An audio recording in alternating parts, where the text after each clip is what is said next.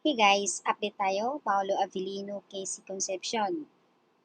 Kumakailan lang ay may interview nga si Casey Concepcion at ito ay napag-uusapan nga naman kung willing ba nga daw si Casey na papasok sa pagiging artista uli. Dahil nga kasalukuyan naman ay nanatili nga naman si Casey sa ibang bansa at doon namumuhay sa kanyang business. Kumbaga matagal na nga hindi active si Casey sa pagiging artista. Doon nga sa doon nga sa interview nga sa kanya, since napag-uusapan niya yung pagiging artista, at syempre naman, yung sagot nga naman ni Casey na lagi niya pinupuri si Paolo Avellino since magkasama sila noon na panahon na matagal na yon ng pelikula. Kumbaga, yun yung first actor na nakasama niya sa pelikula noon, si Paolo Avellino. Syempre, nandoon yung pagiging proud niya.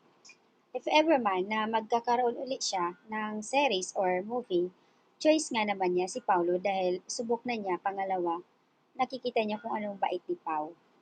So, ayan, inaalala naman ni Casey Concepcion na isa doon sa paborito niyang mga katrabaho bilang leading man, si Paulo Avellino. Ayon niya sa kanya, napakadali raw makatrabaho si Pau dahil sa pagiging professional dito at syempre natural na malalim ang pagganap sa bawat eksena. Ayon pa nga kay Casey, kapansin-pansin din ang kanilang chemistry noon sa on-screen dahilan kung bakit mas nagiging kapanipaniwala ang kanilang mga eksena para kay Casey at syempre malaking bagay iyon dahil nga nagtutulungan sila sa kanilang eksena. Ang katanungan dito, marami nga naman nagtatanong mga netizens lalo ng Kim Pao, papayag ba kaya si Pao if ever na babalik si Casey or mabigyan ng proyekto? Siyempre si Kim naman walang problema yun eh. Alam nyo guys,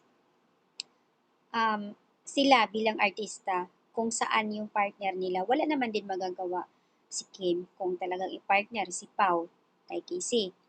Nasa kay Paulo na rin yan kung i-accept niya. Yun eh. Nasa kay Pau yan, hindi kay Kim.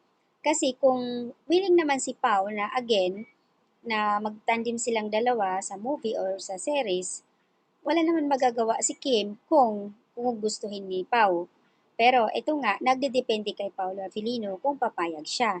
Kasi nga, sa ngayon, syempre alam na natin na busy sila, lalo na after ng kanilang world tour, mayroon silang nakalaan na series again. So, tuloy-tuloy ang project ng Kim Pao. 3 years na rin ang Kim Pao sa kanilang love team kahit pa paano nag-grow at marami na rin silang mga fans. Pero nasa management na rin yan kung gusto nila mabigyan si Pao or si Kimi na ipaghiwalay sila sa project. Siguro sa ngayon, wag natin bigyan ng kung ano man yung trato sa kanila kasi nga inupuri lang naman ni Casey si Paolo Avellino at sinasagot lang naman niya ayon din sa mga katanungan. Pero kung sakali man, nasa kay Paulo na nga yan. Paulo is already taken. No way, Casey. Ayon pa sa iba. Kasi nga may chemcho na siya. Hindi man aaminin ng Kim Pao na may relasyon sila pero alam na natin lahat na may relasyon yang mga iyan matagal na. So, nung di pa gaanong sikat si Paulo, di nila pinapansin. Ngayon, dahil sikat na, ang daming gustong magkakapartner para ma-explore yung kanilang career. So, ayan, against naman ibang mga netizens, lalo na Kim Pao, if ever na mapunta si Paulo kay Casey. Kung ngayon nga na merong movie sila na din, Diyos ko, ang daming mga hinanakit, ang dami kong nababasa sa Twitter. Pero yung kailan na din naman, matagal na talaga yan. Kumbaga natingga lang dahil mas inuna ng ni Paulo yung ngayon kay Kemcho. At kaya ilang years din, I think 3 years na tingga yung movie nila.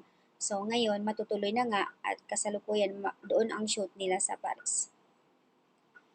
So, sa madaling salita guys, si Paulo lang makapagdesisyon kung gusto pa niya. Makakatandem si Casey. Basta para sa atin lahat, solid Kim Pao. So, doon na tayo sa Kim Pao.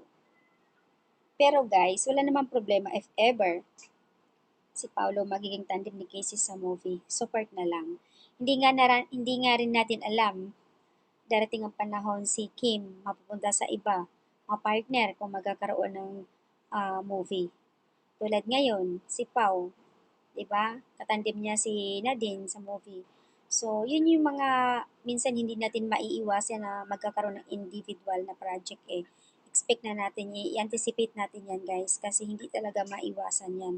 Sana hanggat maaari na sila muna ngayon ng Kimpaw para mas lalong sikat at mag-grow ang kanilang project.